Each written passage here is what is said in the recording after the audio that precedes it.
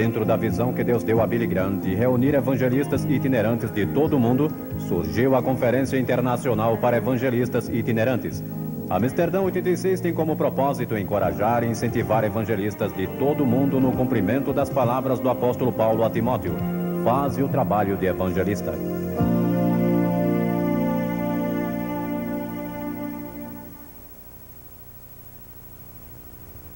Quero que abram as suas Bíblias comigo em Mateus capítulo 24, o terceiro versículo, Mateus 24, 3.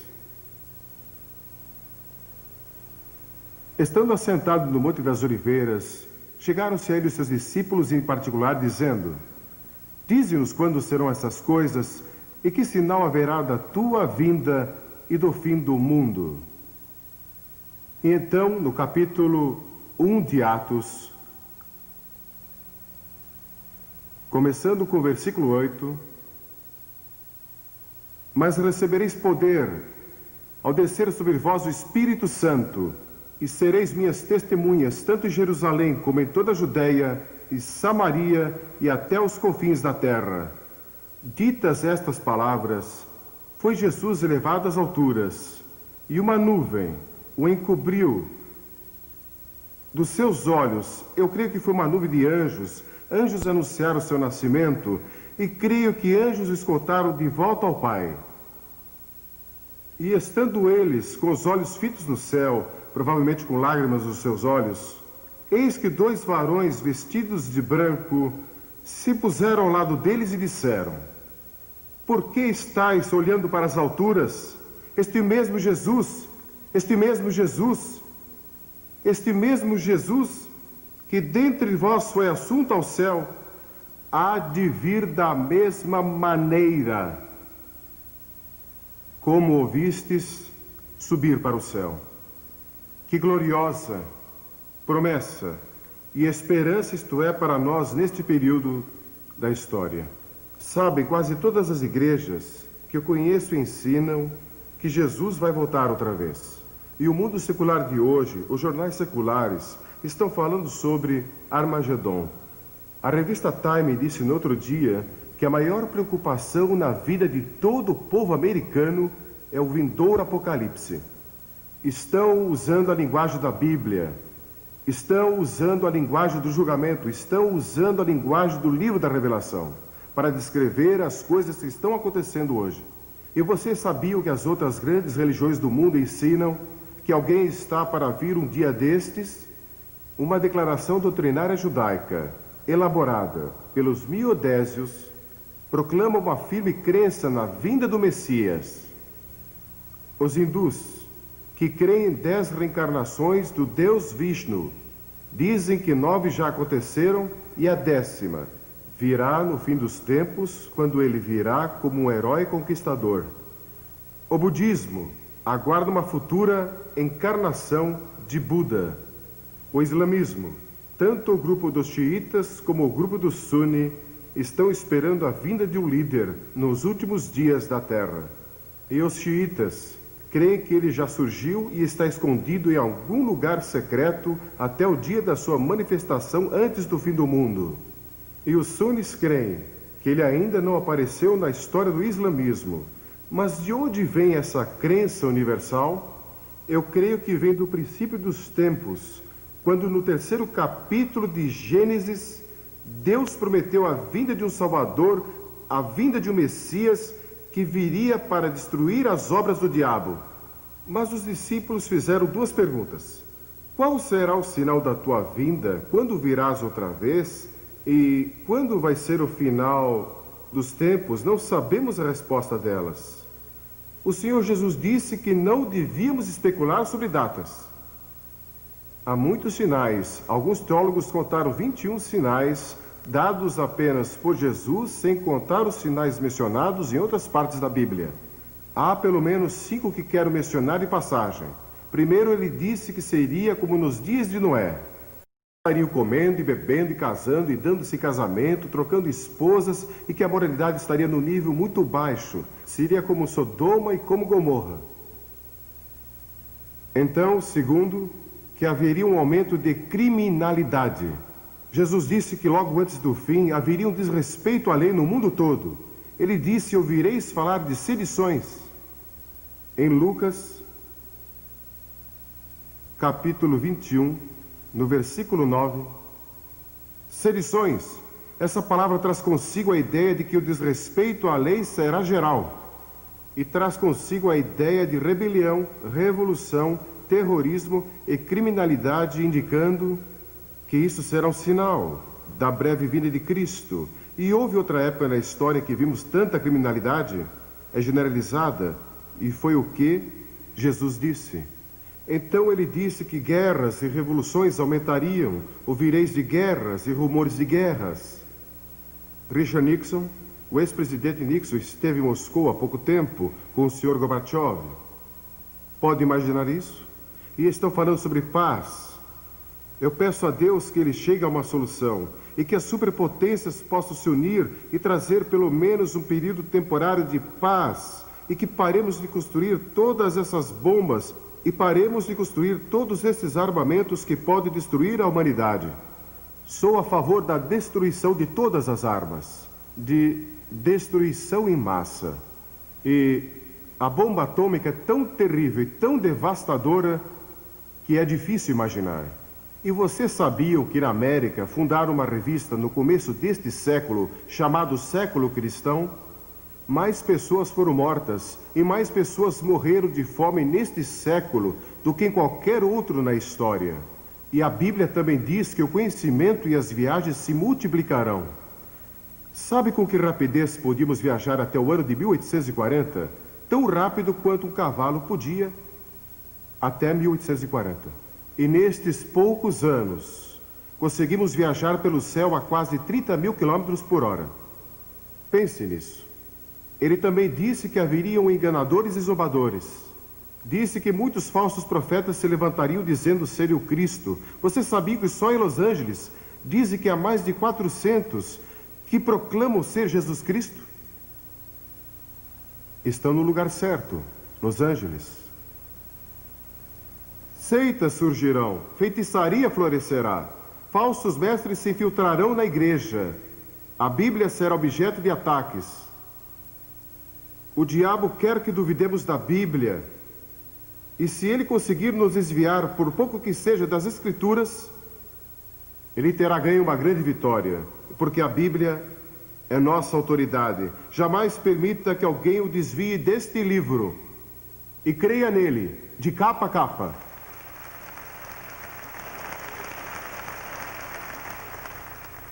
Agora, este mundo tem uma necessidade urgente de liderança. Quem vai acabar com o mal? Quem vai trazer paz a este mundo? A Bíblia diz que pessoas falarão de paz, paz, paz, quando não há paz.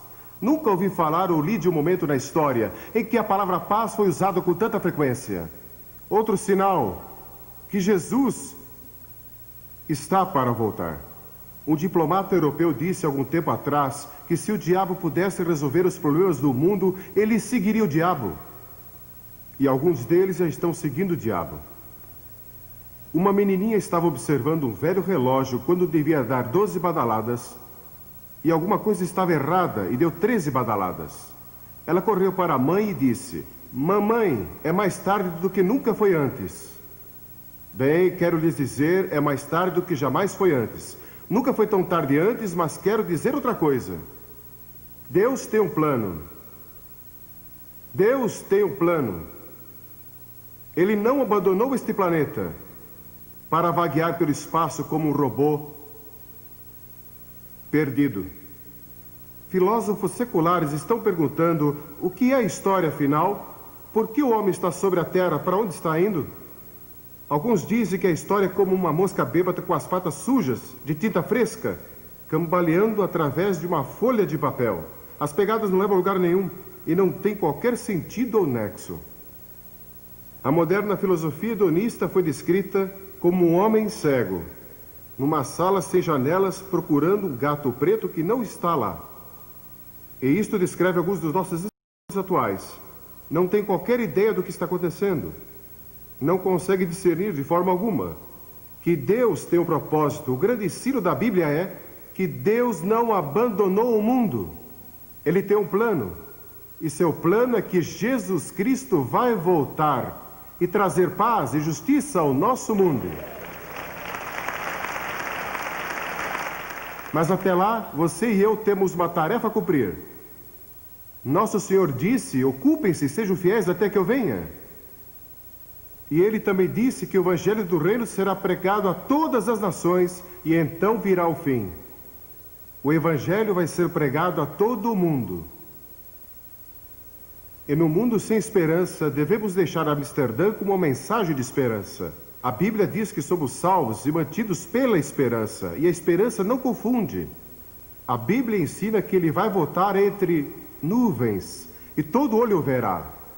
E para nós que o conhecemos como nosso Salvador, vai ser um momento glorioso e emocionante quando Jesus voltar outra vez. E ele vai nos levar consigo se cremos nele e seremos arrebatados. E muitas coisas vão acontecer, mas não vamos falar nisso aqui. Mas para aqueles que rejeitaram, aqueles que rejeitaram Jesus Cristo, vai haver choro e pranto e ranger de dentes. Porque a Bíblia ensina que o inferno existe. Nós não gostamos de pregar sobre isso, nem falar sobre isso, mas está na Bíblia e Jesus falou mais sobre isso que qualquer outro. E se formos fiéis à Bíblia, pregaremos sobre o inferno e o julgamento, avisando o povo. E uma razão porque há tanto pecado no mundo hoje é porque o homem perdeu o medo de que existe um inferno. Devemos ajudar os necessitados, os pobres e oprimidos. Devemos lutar por justiça social. Mas nossa tarefa primordial é proclamar o Evangelho da redenção centralizado na cruz e na ressurreição. Pela primeira vez na história, temos a possibilidade de alcançar todas as nações com o Evangelho de Cristo. Estão sendo alcançadas hoje, todas, praticamente pelo rádio. O Dr. Profride estava falando comigo hoje. Ele é o fundador e diretor da Rádio Transmundial. E ele declarou que não há um lugar neste planeta hoje que não possa receber o Evangelho. Isso nunca aconteceu antes. Mas Jesus profetizou isso. E logo será levado via satélite pela televisão a todas as nações do mundo. Vivemos na época entre a primeira e a segunda vinda de Cristo, e sua segunda vinda se aproxima. Nós cremos, não sei quando será. Só Deus sabe isso. Mas é um fato incrível que Deus confiou a pessoas como você e eu, pecadores redimidos, a responsabilidade de cumprir aqui seu propósito divino. Por que não fez ele mesmo? Por que não usou os anjos? Por que confiou isso a nós? Eu não sei. Este é um dos mistérios mais profundos da soberania de Deus. Ele escolheu dar a nós o privilégio, o alto e santo privilégio, de proclamar sua mensagem do Evangelho do Reino. Já fui convidado a fazer muitas outras coisas da minha vida. Fui convidado a ser um embaixador, a ser um membro de gabinete, a ser ator de cinema e muitas outras coisas. Mas a minha resposta a esses convites é sempre a mesma. Deus me chamou para pregar o Evangelho, e eu não farei outra coisa enquanto viver além de pregar o Evangelho.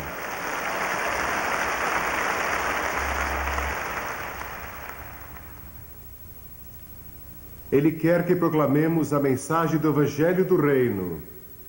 E isso quer dizer que o que estamos fazendo aqui em Amsterdã é mais importante do que o que estão fazendo nas Nações Unidas.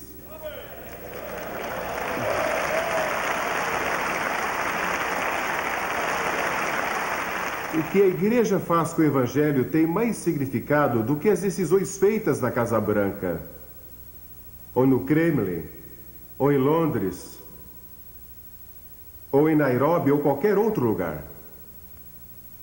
Depois que o Evangelho do Reino for pregado em todas as nações, Jesus disse, então virá o fim. Não podemos estabelecer datas, mas eu creio que quando terminarmos a tarefa de evangelizar o mundo, não cristianizar o mundo nunca vai ser cristianizado. Não há promessa nas Escrituras de que o mundo todo vai se voltar para Cristo. Mas quando evangelizarmos, isso tem algo a ver com a segunda vinda de Cristo. Eu não entendo, mas isso me assombra. É difícil para mim acreditar que Deus confiou tal responsabilidade a nós. E estamos mais próximos de completar essa tarefa do que qualquer outra geração. Para a igreja de Filadélfia, ele escreveu: conheço as tuas obras, eis que tenho posto diante de ti uma porta aberta, a qual ninguém pode fechar. Quero dizer que não há uma porta fechada no mundo que possa permanecer fechada quando Deus resolve abri-la. E não quero dizer que ele a abre para missionários, não digo que ele vai abri-la para que alguns de nós ocidentais vamos pregar e ensinar, ou vocês de outros países. Deus tem sua própria maneira de fazê-lo. Em todas as nações do mundo, eu estava falando com um homem de Nepal, e ele estava me contando sua experiência. Não vou mencionar outros países aqui, porque é um assunto muito delicado e eles podem ter problemas quando voltarem. Precisamos orar por essas pessoas. Mas a palavra de Deus não está presa. Este mundo pecador está às portas do julgamento e do anticristo. Mas Deus nos deu boas novas para proclamar ao mundo. Para estes últimos dias, Ele nos deu poder espiritual e os recursos para levar o Evangelho ao mundo todo. Pense nisso, com o poder pentecostal, o poder do Espírito Santo, e com o rádio e a televisão e literatura e todos esses recursos, podemos alcançar o mundo todo, evangelizar o mundo e apressar a volta do Rei.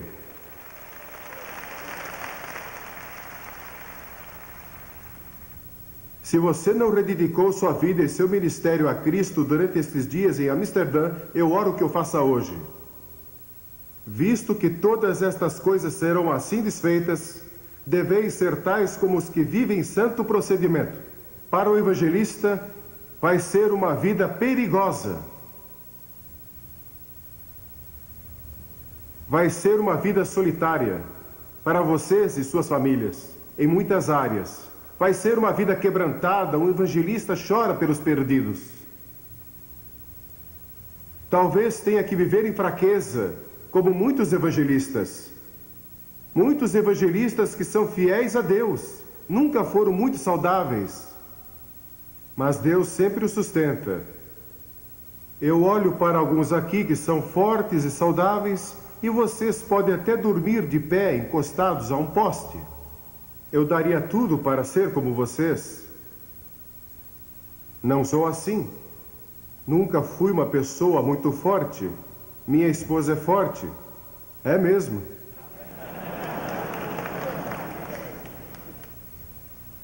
Ela nunca me bateu até hoje. Eu nunca bati nela. Acho que ela sentiu vontade muitas vezes. E com muita razão. Mas eu creio que estamos vivendo no último período da história. E a próxima fase da história vai ser a era do reino de Deus. Agora Deus pode reinar em nossos corações e seu reino está dentro de nós. Mas vai chegar o dia em que ele vai reinar em todo o mundo. O futuro líder deste mundo é Jesus Cristo. Ele vai governar o mundo e nós vamos ter paz e vamos ter justiça e vai haver comida que chega para todos e ninguém vai passar fome e também vai haver justiça para todos. Eu não sei as respostas a muitos dos problemas políticos deste mundo. Eu oro pelas pessoas. Em todos esses países, visitei tantos deles, preguei ali. Agora estão em guerra e tumulto e rebelião. Li sobre um país onde dizem que 200.000 pessoas foram assassinadas desde janeiro. Mas ouvimos tão pouco sobre isso, porque as câmeras estão em outro lugar. Mas estão sofrendo em todo o mundo.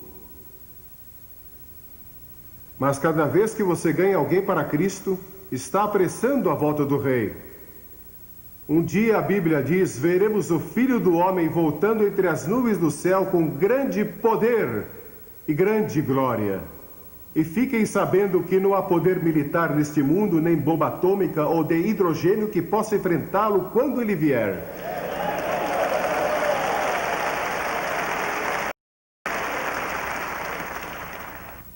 Um anjo é mais poderoso que todas as forças militares que possamos reunir neste planeta.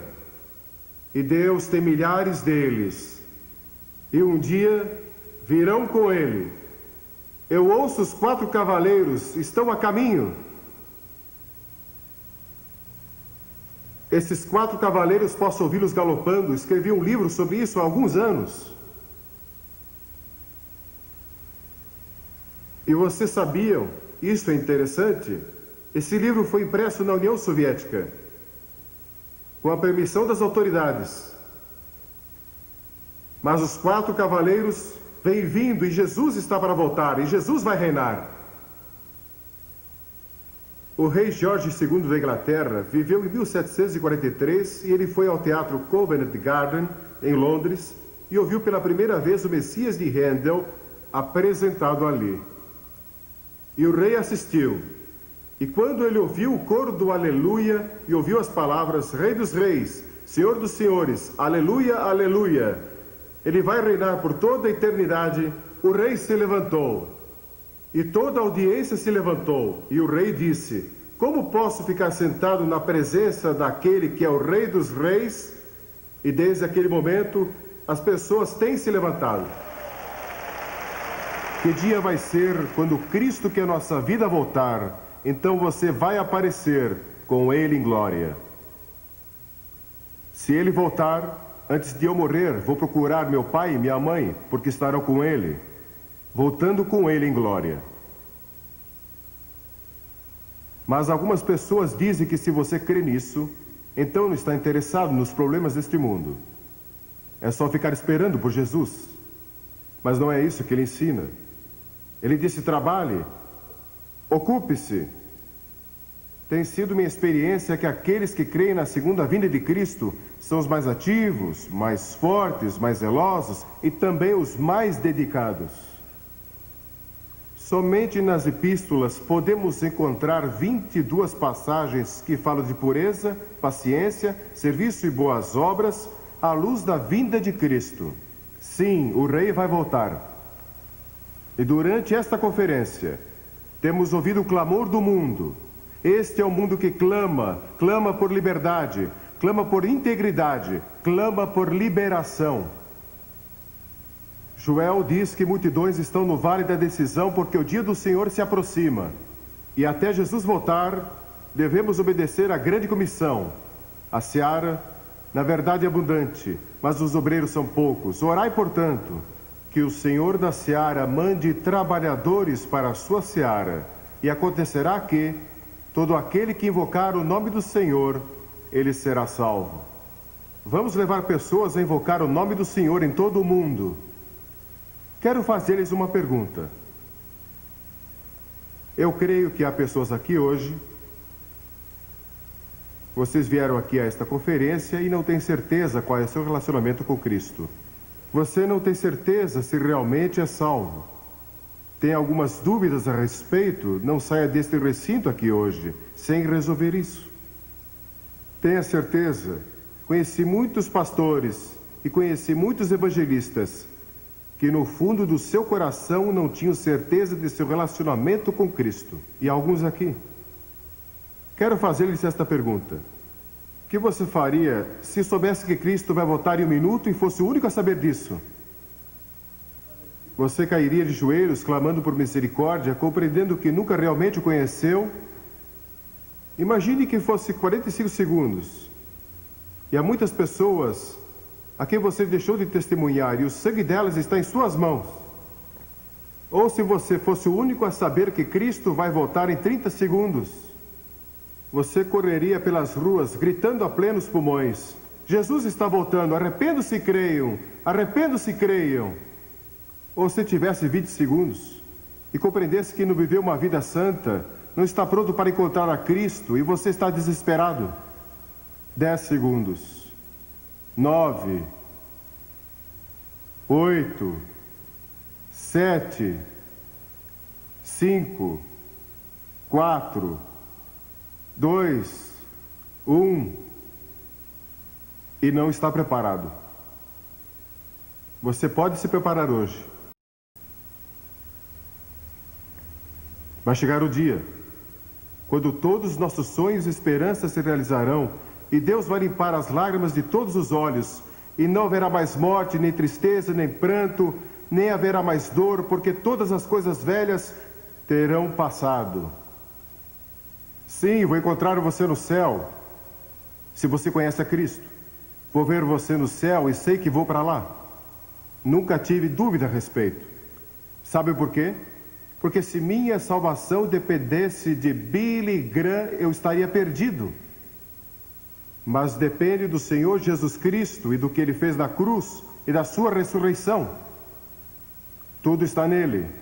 Porque pela graça somos salvos, mediante a fé, e isso não vem de vós, é um dom de Deus, não de obras, para que ninguém se glorie.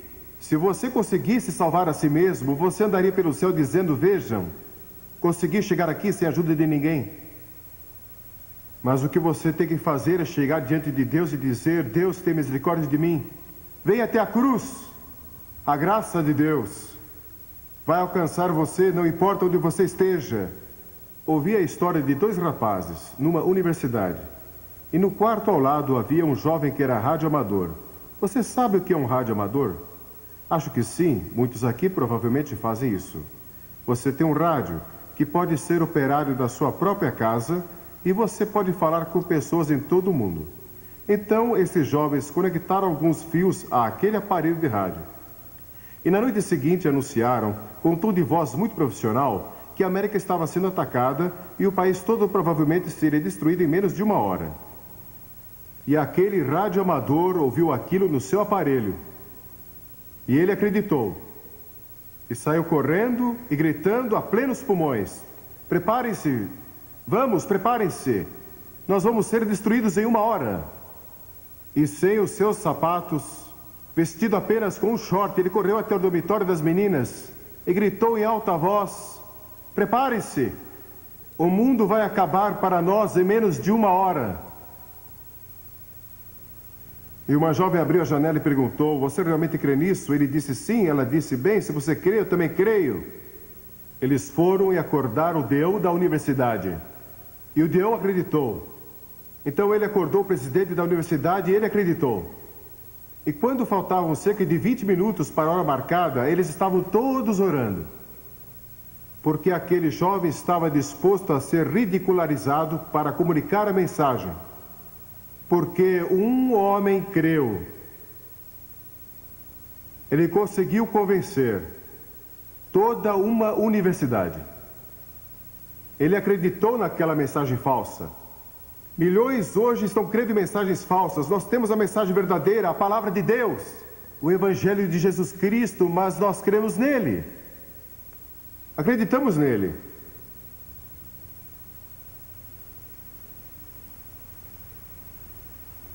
Antes de regressar para casa, seu primeiro passo deveria ser rededicação e consagração. Quando D.L. Moody visitou a Inglaterra, ele conheceu Henry Varley, um açougueiro convertido. Um dia Varley lhe disse, Moody, o mundo ainda está para ver o que Deus pode fazer com um homem totalmente consagrado a Jesus Cristo. E Moody pensou naquilo por um momento. Então se levantou e disse, pela graça de Deus, vou ser esse homem. Você vai dizer isso de Uganda? Você vai dizer isso das Ilhas Salomão? Você que é da Austrália vai dizer isso? Vou ser o homem de Deus para meu país, vou ser o homem de Deus para minha vila, para minha cidade, onde eu moro. Vou me entregar totalmente ao Senhor.